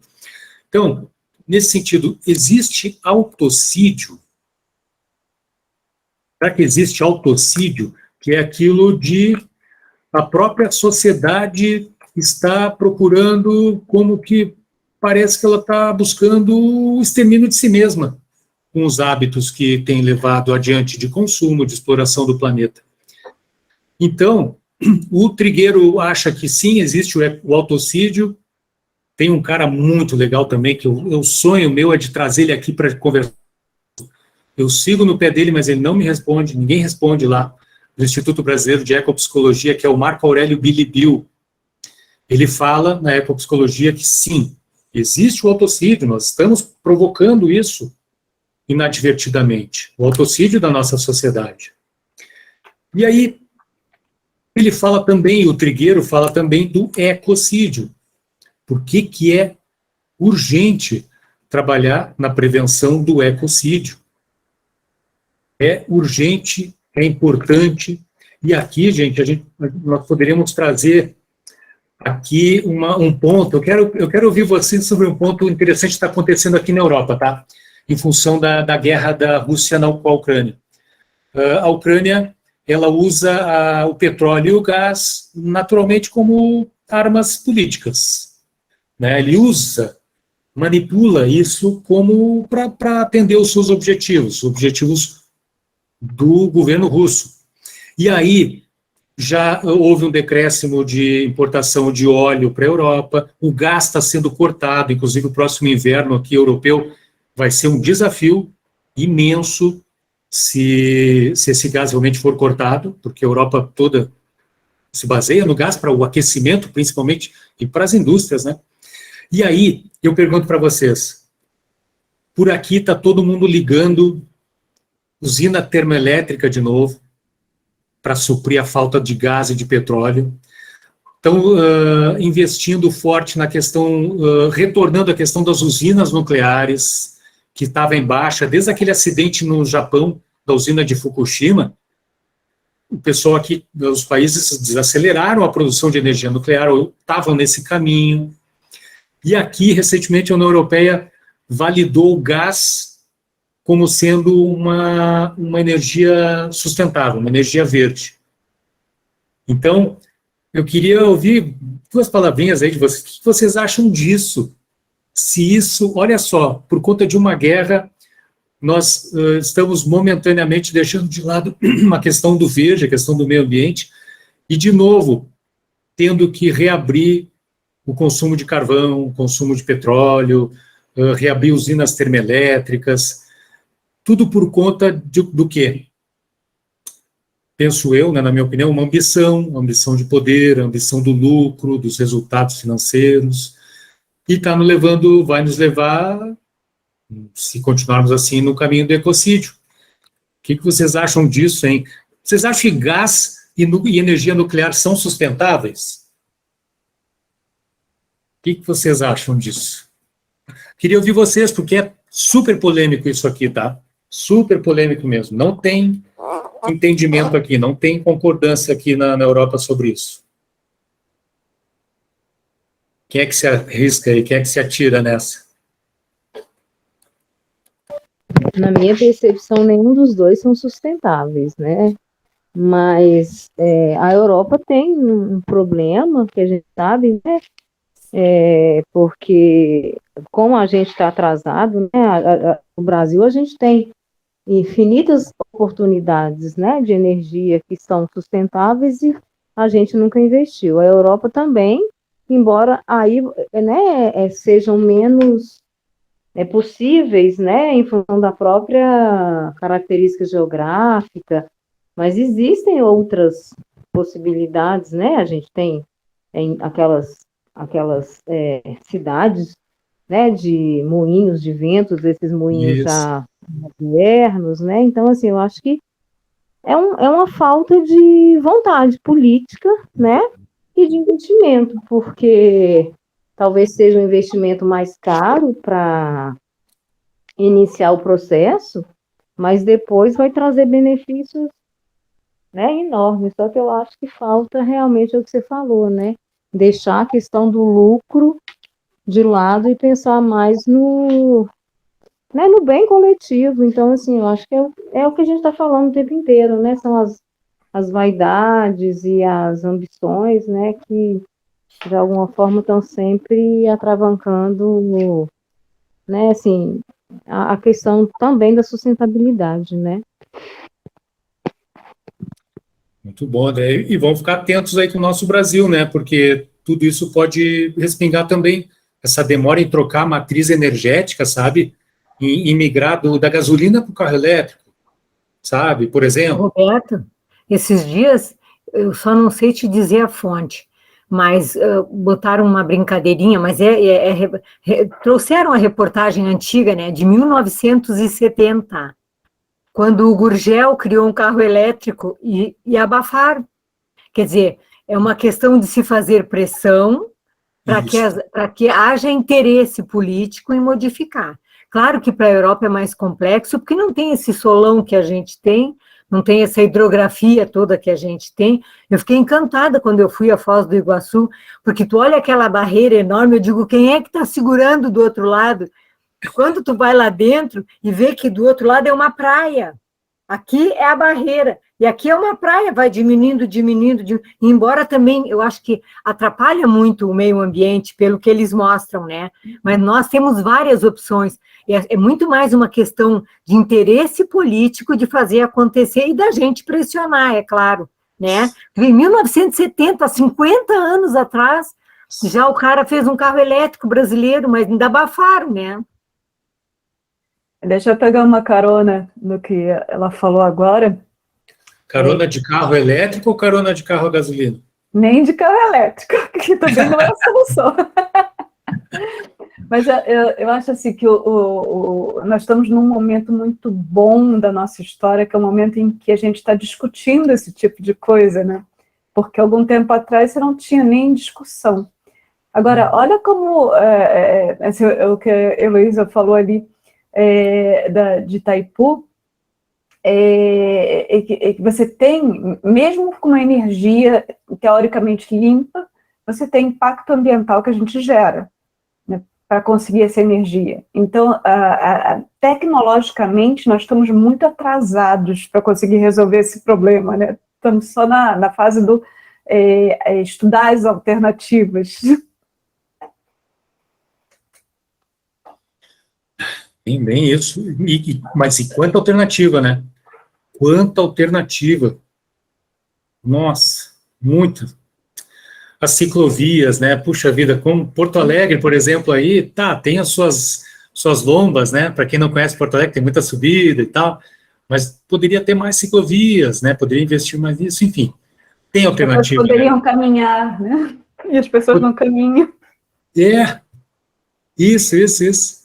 Eu morei um tempão em Criciúma e o povo lá, gente muito boa, né? Mas eles têm um hábito estranho, assim, porque para ir na padaria da esquina tem que ir de carro, sabe? É um negócio complicado. É questão de, como a Elô falou lá no início, né, Elô? É desapegar dos hábitos, né? A gente está aberto para novos hábitos. E mudar, e ir mudando. Então, gente, avançando aqui, né? O Trigueiro cita ali no livro, numa parte, e Deus nessa história? Bem, o Deus que protege e ampara é o mesmo que delega funções e atribuições. Em uma linguagem típica dos mercados, a gente está falando de mercado direto aqui, né? Deus terceiriza e confiou o planeta à tutela dos homens. Será que estamos devidamente mobilizados para enfrentar esses problemas? E aí, na mesma obra, ele traz uma citação do físico Vladimir Sanches. O Vladimir Sanches, ele é físico, mas ele se aventura no estudo da reencarnação. Ele escreveu um livro, um artigo, não me lembro agora, chamado Desmistificando o Dogma da Reencarnação, que eu não conheço, tá, gente? Eu estou trazendo só a citação que o André Trigueiro trouxe. Ele disse que o desafio de enfrentar problemas cruciais para a manutenção da vida biótica na Terra é o meio de se acabar com o marasmo em que a sociedade atual vem se acomodando. É preciso ver e temer o perigo de perto, para que as soluções brotem com esforço coletivo, já que o perigo é inerente a todos e não apenas a alguns países. É o Trigueiro, então, reproduzindo a fala dele. E aí, aqui uma imagem, Carlise, que ilustra isso, é um rapaz que está no alto de um mirante, observando um vale montanhoso, muitas montanhas, vales e tal, com uma daquelas lunetas que tem à disposição dos mirantes, sabe? Para ilustrar que a gente precisa mesmo ver e temer o perigo, né? Que era aquilo que eu falei no início. Eu lá até o ano passado eu via os incêndios de Portugal como algo grave, mas puxa, é lá Portugal, né? E agora, no momento seguinte, cá estou. Se eu pudesse aqui, eu me juntava aos bombeiros para ajudar a apagar essa fornalha aqui toda. Que mais? Vamos aqui adiante. Gente, como o tempo passa, né? Isso que eu resumi, tá? Vocês não vão acreditar, mas eu tentei resumir um capítulo só. O Trigueiro segue dizendo que a boa notícia é que dispomos aí, né, Patrícia? Boas notícias. A boa notícia é que dispomos de suficiente conhecimento e tecnologia para mudarmos o curso da história na direção que interessa. Temos isso. Mas aí o Trigueiro diz, será que é isso que realmente desejamos? A humanidade que segue na contramão do designer tem os recursos para virar o jogo. O que é o tal do designer, né? Existe um movimento na ciência, não sei se eu falei no último grupo, no último encontro, que advoga a ideia de que o universo realmente não são ateus a princípio, né, ou agnósticos, mas que o universo não pode ter nascido de algo ao acaso, não pode ter se formado, tudo isso que a gente vê não se formou ao acaso. Então, ali eles defendem que existe uma espécie de designer ou design inteligente por trás do universo.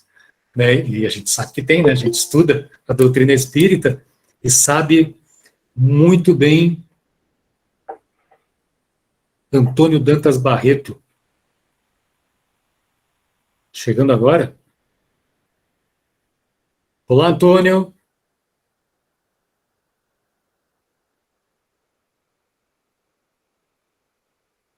Seja bem-vindo.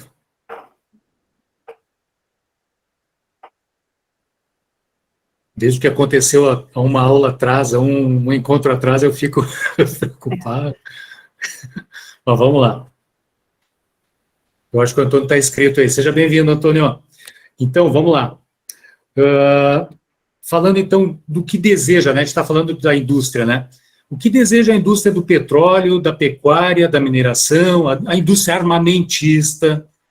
Joana adverte que a vida é trabalhada por um princípio de ética divina, que não pode ser manipulada ao prazer da insensatez, sem que disso não decorram consequências imprevisíveis para seus infratores. Isso está em dias gloriosos. E aí, gente, puxa, aqui entra um ponto interessante, viu, Carlise? Essa parte aqui está ilustrada com 4 fotos. Uma foto com aquelas bombas de petróleo, bombas de extrair petróleo, com um fundo bem bonito, um céu de pôr do sol, né? Fim de tarde, muito bonito. E abaixo tem uma foto de um pasto, os nossos irmãos animais ali pastando num pasto bastante degradado, né? Ali com galhos meio secos, um negócio meio feio, assim. Abaixo, uma área imensa de mineração, uma cratera gigantesca de mineração. E à esquerda, a última foto, um caminhão lança-mísseis de guerra também, num campo verde, e o míssil sendo lançado. Tem aquela cauda de fogo atrás e o míssil saindo do outro lado. Por quê? Porque a gente mencionou, né, a indústria do petróleo, a pecuária, a mineração e a indústria armamentista. Gente, a indústria armamentista, eu estava ouvindo uma reportagem, acho que também na BBC, é uma caixa preta em termos de degradação ambiental. Ninguém sabe, ou pouco sabe, sobre o impacto que a produção de armas, que já é um troço horrível, tem no meio ambiente. Então, é algo assim incrível, e que tem um lobby poderosíssimo junto às lideranças políticas pelo mundo inteiro. Feito esse parêntese, né, para falar de algo detestável, que é a indústria armamentista, aqui a importância, né, gente, de falar sobre o esforço coletivo, né, de sinergia. Vocês já comentaram sobre isso aqui. Olá, Antônio. Aí apareceu o nosso amigo Antônio. Bem-vindo. Pegou no final, mas não tem problema não, viu, Antônio?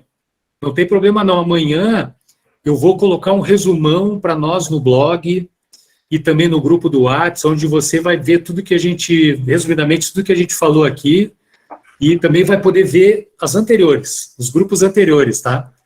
Aí vai poder vai ficar em dia com a gente. Quem chega agora não perde nada, porque a gente está sempre renovando. Então, gente, olha só, no sentido da sinergia e do trabalho em equipe, né? Não vê-los, a indústria do petróleo, da pecuária, da mineração, da armamentista, não sei, fico pensando 2 vezes, mas não vê-los como inimigos, mas como futuros parceiros conscientes. E aí, de novo, né, o consumidor consciente é o rei, o bolso é o órgão do corpo, entre aspas, que desperta a consciência da indústria. Então, a indústria vai mudar à medida em que nós também mudarmos, não é? E aqui uma perguntinha antes de encaminhar para o fim, gente. Vocês estão percebendo, vocês percebem, e é uma pergunta que eu faço de coração, querendo ouvir vocês mesmo, tá? Porque eu estou construindo uma ideia a respeito. Vocês percebem relações entre países produtores de petróleo e gás, ou de recursos fundamentais, minerais, tá? Democracia, direitos humanos e direitos da natureza, direitos dos animais, direitos dos povos originários. Vocês estão conseguindo perceber uma relação entre esses países com esse grupo que eu falei? Uma relação nem sempre, digamos, saudável, fraterna? O que vocês acham disso? Pensem Rússia, pensem... E, de novo, tá, gente? Eu não estou situado à direita nem à esquerda do espectro político. Não, estou fora desse jogo, tá? Estou fora. Rússia, Venezuela, Irã, o próprio Catar, os Emirados Árabes, a Arábia Saudita. A relação que esses países que são ricos nesses recursos têm com a natureza, com os direitos humanos, com os animais. Como é que vocês veem isso? O que vocês enxergam nessa relação? Me ajudem, porque é uma pergunta que eu tenho feito para mim mesmo, tentando chegar a uma conclusão a respeito. Mas, Roberto, acho que você pode acrescentar o Brasil nessa lista aí. Mas, Roberto, vê, por exemplo, os Estados Unidos nunca assinaram o Tratado de Quioto. Eu não sei se é tão forte assim. A gente vê eles fazendo dos dois lados, né? Fazem uma liga, tem uma palavra que se usa melhor, eles fazem esses grupos de força, depois ficam, eu não sei, eu não vejo tanta democracia, porque tem países que já têm democracia há muito tempo e invadem um país que produz diamantes e botam o rico do seu querido presidente 18 anos na cadeia até sair, nunca devolveram meio diamante. Não sei, eu não vejo isso tão separado. A sedução do poder não é uma coisa fácil. No nosso estágio humano, eu acho que não se salva muita gente.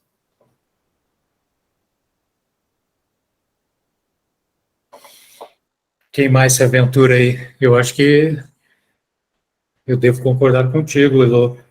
Difícil salvar alguém onde tem muito poder, né, recursos ali ao alcance e tal, é complicado. É complicado. Infelizmente, assim, até nós mesmos, é porque nós não estamos atualmente numa posição dessas de poder, tá? Mas nós somos ainda muito imperfeitos. Talvez se nós tivéssemos esse poder na nossa mão, nós também iríamos fazer a mesma coisa que eles fazem. Ah, pois é. E se fôssemos nós na cadeira, né? Fôssemos nós no escritório da grande corporação. Gente, isso é um fato. Isso é um fato. Por isso que não tem músculo sadio se todas as células não forem, em sua grande maioria, sadias, né? E onde houver uma célula que se reproduza muito aceleradamente e que seja doente, compromete toda a saúde do corpo, né? É verdade, é verdade.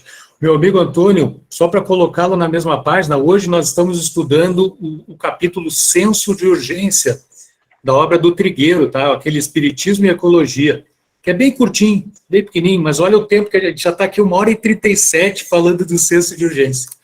E talvez não vençamos tudo. Gente, já encaminhando para o final, então, né? O título da nossa noite de partilhas hoje é o Somos Imortais, mas resta pouco tempo. Somos imortais? Sim, claro que sim. A doutrina espírita está aí para afiançar isso, né? Nós temos todo o tempo do mundo para agir? Não, não temos todo o tempo do mundo. Podemos ser ativistas ambientais espíritas frente aos poderosos do mundo? Claro que sim. E esses poderosos, né? A gente pode colocar não só as corporações que a gente mencionou aqui, mas também, né? Pegando o gancho do que a Patrícia falou, os poderosos inimigos nossos antigos, né? Que nos cercam, a nós aqui também, né? O egoísmo, a ambição, a vaidade, o orgulho. Então, assim, quando se fala de ativismo ambiental espírita, se fala em posicionamento fraterno, mas enérgico, contra esses poderosos do mundo, mas também contra esses poderosos intangíveis, né?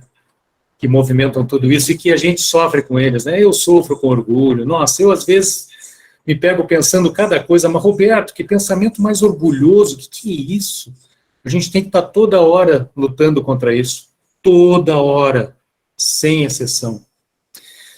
Então, meus amigos, para que os ventos soprem na direção da paz, fraternidade e equilíbrio amoroso entre nós, humanos, não humanos, meio ambiente é urgente ação de todos, sem exceção. E aí, para ilustrar essa fala, Carlise, minha querida, a gente coloca ali uma imagem, né, do vento. A gente falou de vento soprando na direção da paz.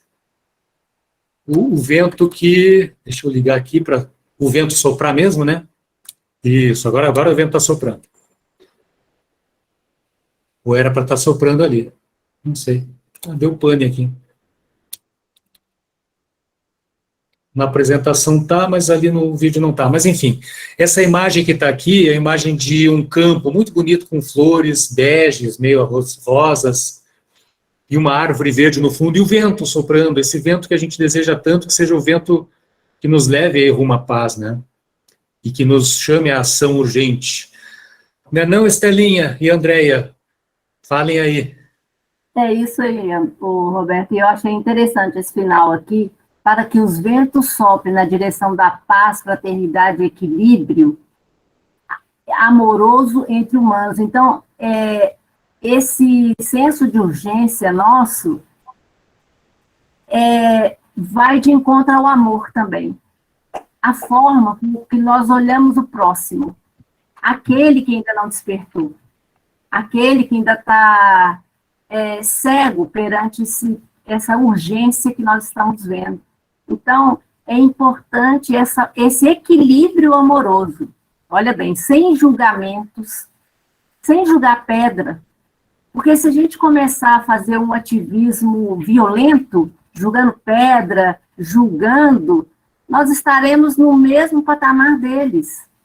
E não vamos mudar a psicosfera do planeta, que é uma coisa de urgência também, né? Eu acredito que a urgência maior é essa mudança da psicosfera, essa mudança dessa vibração de ódio para a vibração de amor. Eu acho que a partir disso, as outras coisas vão começar a se encadear, sabe? Porque eu acredito que essa regeneração do nosso planeta começou com a vinda de Jesus. Ali foi o marco que começou esse trabalho de regeneração, né? Só que a gente naquela época ainda estava cego, né? Enquanto Jesus, né, estava distribuindo amor, a gente ainda estava com ouvidos tampados e os olhos tampados. Mas à medida que o tempo foi passando, nós fomos abrindo os nossos ouvidos, os nossos olhos, né, e vendo o que é necessário. E o que é necessário hoje é a nossa mudança de atitude amorosa, fraternal com o próximo, né? Porque quando a gente fala de Francisco de Assis, que a todos chamava de irmão, ele chamava o próximo humano também de irmão. E o acolhia, né? Os leprosos, os doentes. E esses doentes hoje não são os leprosos, são esses doentes do espírito, que não enxerga a urgência da mudança, né? Então, precisa desse equilíbrio amoroso entre humanos. Falou e disse. Assina embaixo. A Andréa queria falar também e a Patrícia levantou a mão. Não, na verdade, eu tinha levantado e esqueci de abaixar, mas eu achei perfeito o que a Estela falou. Eu assino embaixo, eu acho que a maior mudança que a gente precisa realmente é a questão do próprio acolhimento com as diferenças, né? Sejam elas positivas ou negativas, aquilo que a gente não consegue ainda, né, conceber como sendo algo benéfico, né, e que a gente sabe que muitos ainda carregam algumas características, né, muito grotescas, nós mesmos, mas assim, eu acho que é o não julgamento, né, e acolher as diferenças e de forma bem, eu acho que gentil, tentar mostrar que existe um outro caminho, né. Achei perfeito o que a Estela colocou. Perfeito, porque de julgamento e pedra já tem gente fazendo isso muito bem, né? Não precisa mais nós aqui, não. A gente tem que usar essa ferramenta que a Estela apresentou aí, né, Patrícia? Não tem jeito. E eu queria falar só que nós tivemos, algumas semanas atrás, uma palestra ali no Amigo Germano sobre o mundo de regeneração, que foi bem, assim, legal, porque normalmente quando se fala sobre o mundo de regeneração, se imagina, né, um paraíso, alguma coisa assim, e o palestrante, ele orientou a palestra totalmente diferente. Ele falou assim pra gente, o que a gente está fazendo pela nossa regeneração agora, né? E isso eu achei muito legal.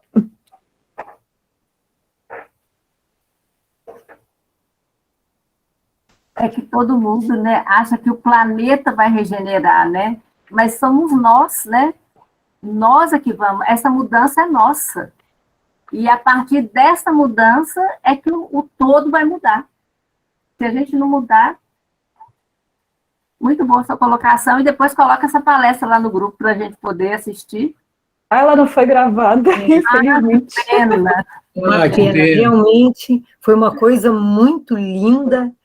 Ele se falava do momento e citava o nosso amigo Germano, uma vivência completamente diferente do que era esperado, sendo cobrado até pelo próprio clero que se posicionasse diferente, e ele conseguiu, filho. Depois mostrou a Francisco nascendo em berço de ouro e abrindo mão de tudo aquilo. Quer dizer, sempre existiram pessoas que optaram pela sua regeneração e auxiliaram muitos. Foi lindíssimo, realmente. Foi muito inspirado. Ah, que pena que não foi gravado. Isso aí a gente tem que gravar e jogar ao vento. Mas o que vocês forem lembrando, igual a Heloísa lembrou esse pedaço aqui, que eu fiquei arrepiada, só desse pedaço. Vai colocando lá no grupo o que vocês forem lembrando. Ou convidar Foi muito rico. para uma palestra. Foi tão forte, Estela, que a gente pensou até que ele estivesse mediunizado. Foi uma coisa assim, envolveu a todos nós, sabe? E ele falando só do lado positivo das coisas, né? Se o mundo cobra isso, isso e isso, tem pessoas optando por outras, fazendo outras opções, sabe? Forte, aquilo foi denso, né? Olha, Só esse pedacinho me emocionou, gente. Só esse pedacinho. Muito bom, muito bom. A Trícia Moore está dizendo que essa é a pegada dela nas palestras sobre o mundo de regeneração. Nossa, eu vou dormir com essa pergunta da Patrícia na cabeça aí. O que você está fazendo pela sua regeneração? A pergunta não foi minha, não. Não, que transmitiu. É uma pergunta forte, fortíssima. E talvez convidar, né, não sei, esse palestrante para um dia que não seja do curso, para quem sabe falar, né, para a gente também. Isso. Vamos dar uma olhada nisso, né? Elô, me ajuda aí. A gente pode convidá-lo. Eu falo com ele quarta, e aí a gente vê, porque eu acho que ele deve ter os itens, sabe? Isso, porque ele preparou a palestra, ele tem escrito. Ah, então. Muito bem, gente. Chegamos ao fim. Isso que, ao contrário das outras vezes, seguindo uma sugestão aqui de vocês, eu procurei condensar, né, não fazer 2, 3 capítulos de uma vez, fazer um só. E olha só, né, deu 1h45. É que é muito tema, né? É muito assunto. A gente acaba estendendo, né? E o problema é o cara também que conduz, que enrola muito, né? A gente tem que ser mais sintético. Fala lá, Antônio. Eu tô alegre com essas mensagens, não é? Essas mulheres maravilhosas aí, cada um dando o seu ponto de vista. Minha irmãzona Estela aí, ó. Tudo bom, Estela? Que faz parte do grupo, né? Espiritismo e Ecologia, né? Nós fazemos parte. Bacana. Eles, né? A Gênese também fazemos parte. E agora esse grupo aí, eu tô enfeitiçado, viu? Que bom, meu. Que bom. Maravilha. Vou ficar agora gostaria de que salvasse aí o meu nome aí, né? Começar aí para a gente estar sempre em contato aí dos dias de reunião, de bate-papo, de palestra, a gente participar. Porque eu também estou com muita coisa aqui para falar, mas deixa para a próxima. Queremos te ouvir. Tá salvo aqui, viu? Tá salvo aqui. Em pouco tempo eu estou aqui fascinado com a aprendizagem. Antônio é um querido da Bahia. Show de bola, seja muito bem-vindo, viu? Nós vamos nos ver em breve aqui, tá? Toda segunda, terça-feira de cada mês, viu, Antônio? A gente se reúne. Aí Coloca aí no coisa para a gente estar lembrado no dia certo da semana, para a gente entrar logo no início. Deixa comigo. Muito obrigado então, meus amigos, minhas amigas, que bom que o Antônio está aí, né? O Mário também, porque, para variar sempre a maioria é feminina, nós temos que entregar a chave do planeta, da governança do planeta, para elas, porque elas é que estão ativando, elas é que estão puxando tudo. E nós somos a minoria aqui, Antônio. Cadê os homens do grupo, Antônio? Então, gente, muita alegria no coração, esperança no futuro. Esperança, sim, no futuro, dias melhores virão, com certeza, e a gente vai ter a nossa digital nesses dias melhores. Vamos encerrando, então, né, a nossa noite de estudos. Quem se sentir à vontade para fazer uma breve oração de agradecimento, de encerramento, manifeste-se agora e não cale-se para sempre. Se não quiser agora, também tem outras chances. Quem? Eu vou fazer. Estela. Legal. Não sei se eu vou conseguir fazer, porque eu estou muito emocionada. Aí que é bom. Mas eu queria agradecer a Deus, né, por esse momento tão lindo, dessa partilha, como o Roberto fala, entre a gente. E agradecer por Francisco de Assis estar sempre nos ajudando, estar sempre nos amparando com a sua vida, né, que foi um livro de ensinamentos. Então, gostaria de agradecer a Deus por tudo. Pai nosso que estais no céu, santificado seja o vosso santo e amado nome, venha a nós o vosso reino, seja feita a tua vontade, Mestre, assim na terra como em todo o círculo espiritual. O pão nosso de cada dia nos dai hoje, perdoe as nossas dívidas, assim como nós procuramos a perdoar aqueles que nos aborrecem. Não nos deixe, Mestre, cair no desânimo, cair na preguiça, na falta de fé. E se for do nosso merecimento, livra-nos de todo mal, que assim seja. Gratidão a todos por esse momento maravilhoso. Estou muito feliz.